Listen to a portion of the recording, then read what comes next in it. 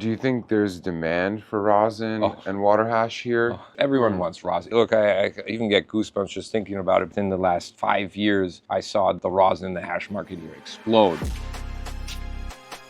Last time we took a look at Germany, we examined the complex regulatory and pharmaceutical landscape of this promising young market. But what about the hash? Are you guys growing as well? Yeah, we grow it now. Over the past few years, we've been able to witness the evolution of their underground hash scene.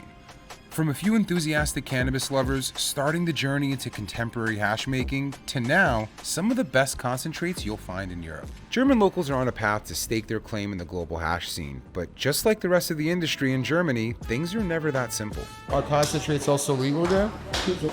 So the law is not clear on this. They say whatever you can do with the flowers or with the plant without bringing chemicals in is allowed. Oh, so then water hash is fine, rosin is fine? Exactly, this is our opinion. But the law states exactly, exactly this. Like many other places where cannabis is being decriminalized, there is a lack of education around hash alongside the rest of the market.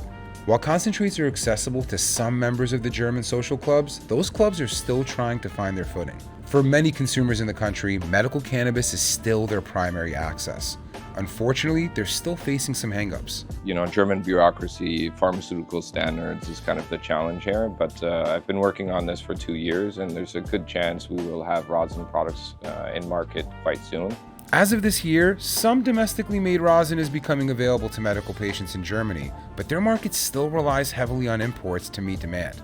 While clear guidelines were created for flower and other cannabis products being imported for the medical system, hash and rosin were left in a gray area due to that lack of understanding or consideration. The challenge here, there's not really a monograph or a standard that allows us to bring in hash products or finished hash. So what's a monograph? Monograph, imagine it like a pharmaceutical recipe that says, okay, if you want to produce a pharmaceutical, a raw API that you're sending to the pharmacy, this is what it's supposed to be. SOP. Yes, sort of. And my point there is it exists for flower products, it exists for tinctures. So what we've done, we've taken the flower monography and said, okay, we're gonna use this to argue that, you know, hash or rosin in its purest form is nothing but the same. Yeah, especially water hash or dry sift, it's just the trichome, right? So like there's nothing different. What's their holdup? What are they testing for? What do they want to see that you guys currently? Same as with flower, because it is a pharmaceutical, you know, we have to adhere to certain standards, but mainly stability, so shelf life. We have to have products in a stability chamber to say, okay, the product in itself and its active ingredients are going to be stable throughout 6 to 9 months. And without that proof, we can't go to the agency and register products. I mean, the only way to make hash shelf stable and make it last for 9 months is to have it frozen the whole time, zero air whatsoever, not a lot of temperature variation. So once you're freezing it, not thawing it and putting it back over and over again. How do they expect you to keep something? Even with flour, it's the same thing, right? Like what we're going to be doing is sending frozen trichome heads to the pharmacy to then be processed into whatever hash form they're capable of doing. That way we can secure at least that, you know, call it the trichome base product, makes it in the best conditions to the pharmacy. And then we collaborate with pharmacies that are collaborating with hash makers all around the world. it sounds like to me like they want this to be just chemistry, right? Like the same as any other pill that you would take, as simple as this plus this equals this, and there's no variable. But every plant is different, every strain is different. And then even once you process it, you add a little bit of heat, and a little bit of CBN develops in the rosin, that makes it different. And even if you don't have the heat, you just leave it in the room over a few months, it all changes. And it's a little surprising to me to hear that they're not treating this like a plant or like a live thing that needs a different care than maybe a pill would. But it seems like there's still a lot of ignorance around this. In Germany, we are a nation of rules.